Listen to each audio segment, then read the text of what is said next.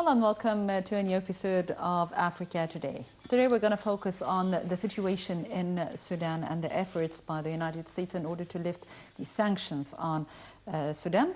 But first, let's have a look about these news where the United Nations peacekeeping mission in South Sudan has confirmed that it continues its discussion with the Transitional National Unity Government on a 4,000-strong regional protection force, which was authorized by the Security Council last August, but has yet to be deployed.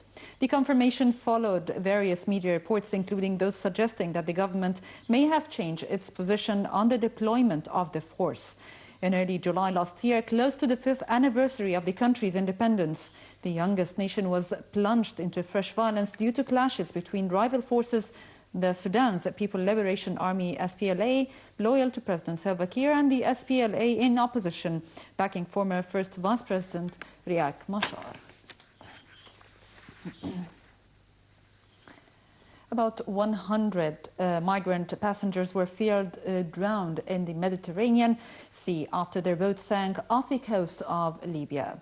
The Italian Coast Guard said 8 bodies were recovered from the water on Saturday and 4 people were rescued after the boat sank between Libya and Italy, about 300 kilometers from the Libyan coast. But difficult conditions hampered an overnight search for survivors, and at least 90 people are still missing.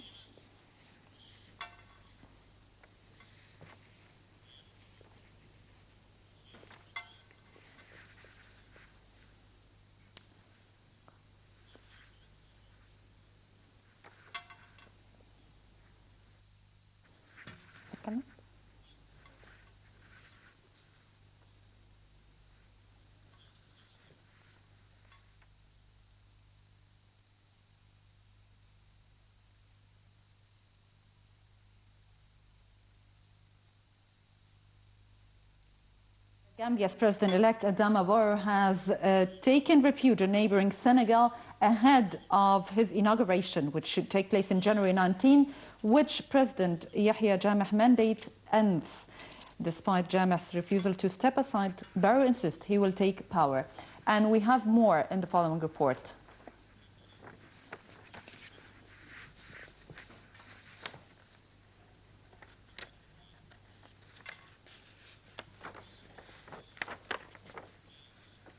Staged and appointed judges to the Supreme Court, which had not sat for over a year. But the Nigerian and Sierra Leone judges said they cannot sit until May. After the rejection, the strongman media outlets and the country's electoral commissioner fled the country following death threats. In a state television broadcast, Jammeh called Liberian President Ellen Johnson Sirleaf, who heads a West African regional bloc, and requested the bloc help facilitate Supreme Court judges. ECOWAS said military intervention was possible if Jammeh did not cede power at the end of his mandate on January 19 and had already prepared a standby force led by Senegal, Gambia's only bordering country. Barrow's spokesperson Mai Fati insisted Sunday that his inauguration would go ahead as planned on January 19th, despite the injunction. Senegalese President Macky Sall confirmed on Sunday he had accepted a request from Nigerian President Sirleaf to host Barrow in Dakar until his inauguration. Fati did not detail where the inauguration would take place and under what circumstances, given the expected difficulty for Barrow of returning to Gambian capital Banjul.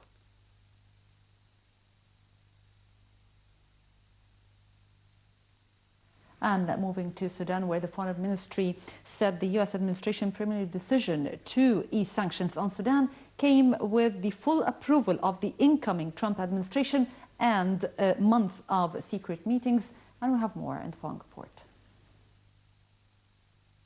The United States has announced it would lift a 20-year-old trade embargo against Sudan, unfreeze assets, and remove financial sanctions as a response to Khartoum's cooperation in fighting armed groups. The move, announced last Friday, will be delayed by 180 days to see whether Sudan acts further to improve its humanitarian rights record and resolve political and military conflicts, including in Darfur. This puts the final decision in the hands of President-elect Donald Trump and his Secretary of State, who is likely to be Rex Tillerson, a former oil executive.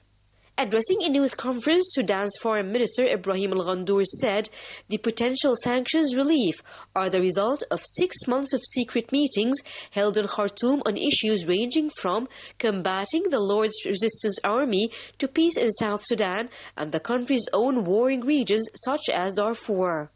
Sudan's Director of Intelligence said he had met with U.S. Central Intelligence Agency Director John Brennan twice to discuss cooperation on combating terrorism and extremism. Ghandour called the decision the start to improved relations with the United States that would attract foreign investment. He said Sudan will review its monetary and exchange rate policies in a bid to lure new foreign investment after the United States lifts sanctions.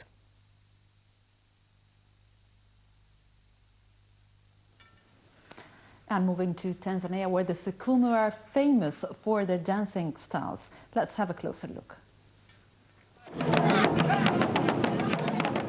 Some suggest that many of the Sukuma dances started through cooperative farming groups who traveled from farm to farm. Members assisted one another to till their own farms and also worked as a group in exchange for money. To help pass the long day and to maintain their energy, the workers composed songs and lifted their hoes to the rhythm of singing and drumming. Such cooperative groups still exist, yet Sukuma dancing is not limited to farm work. In a traditional dance competition, two groups dance simultaneously, competing for the attention of the crowd. The winner is determined by the size of the audience that has gathered around them. Dancers could perform with an 8-foot African rock python, for example. Others may include cross-dressing and satirical commentary on public figures. The competitive dance season begins in Usukuma in June, when people have free time from their farm work and can celebrate their new supply of food for the year.